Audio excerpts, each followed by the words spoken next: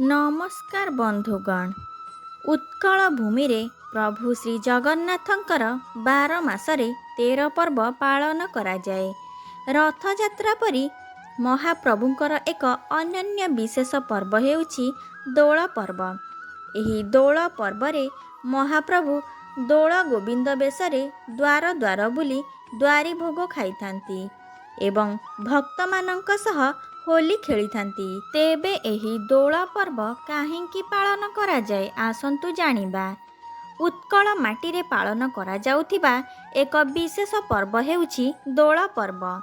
फाल्गुन मास पूर्णिमा को दोल पूर्णिमा कुहा जाए, किंतु फाल्गुन मास शुक्ल पक्ष दशमी ठारू दोल पर्व आरंभ होई जाए। एही दशमी को फगु दशमी, दोल दशमी, द्वारी दशमी, विमान दशमी, चाचेरी दशमी मध्य कहंती। फगु दशमी ठारू प्रभु दोल गोविंद रूपरे गाँ गाँ बुली द्वारी भोग खाआंती एवं भक्त मानक सह रंग खेलती। भक्त माने दोल गोविंदक सह देवी राधा को दोल विमान रे बसाई गाँ गाँ बुली थांती एवं रंग खेल रे माती उठंती। आरंभ हुए दोल मेलन, जहाकू देखिबा पई छुटी आसंती हजार हजार श्रद्धालु। तेबे आसंतु जानिबा श्रीक्षेत्र पुरी रे पालन करा जाउतिबा स्वतंत्र नीति नियम संपर्क रे। कोटि कैवल्यनाथ महाप्रभु श्री जगन्नाथंकर द्वादश यात्रा मध्यरु दोल यात्रा हेउछि एक विशेष पर्व।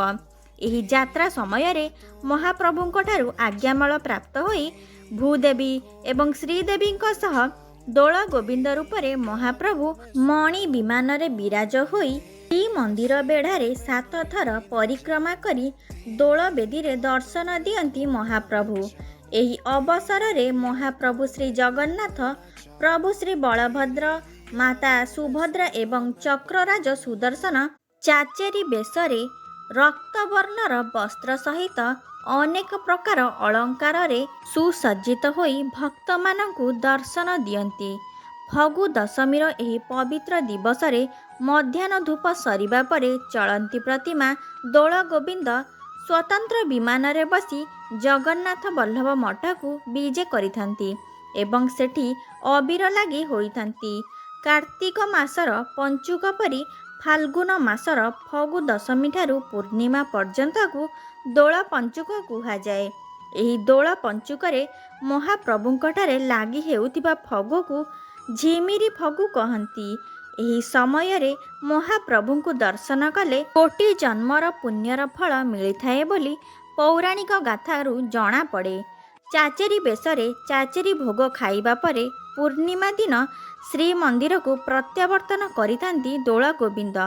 घोष यात्रा परे पालित हेउथिबा सुना बेश परी दोल यात्रारू प्रत्यावर्तन करिबा परे महाप्रभु सुना बेशरे दर्शन दियंती भक्त मानंकु। महाप्रभुंकर एही रूप को देखिबा पई भक्त माने चाहि बसिथांती एवं महाप्रभुंकर एही दिव्य रूप को देखि भक्त माने कोटि पुण्यर फल लाभ करंती। एहा परे निज निज मध्यरे थिबा राग अभिमान को भूली होली खेलिथांती। तेबे एहा थिला दोल पूर्णिमार एक विशेष गाथा। जदि एही भिडियोटी आपण मानकु भल लागिछि तेबे भिडियो को लाइक करी चैनल को सब्सक्राइब निश्चय करंतु एवं आगो को केउ भिडियो देखिबा को चाहुचंती कमेंट बॉक्स रे निश्चय जणांतु। धन्यवाद।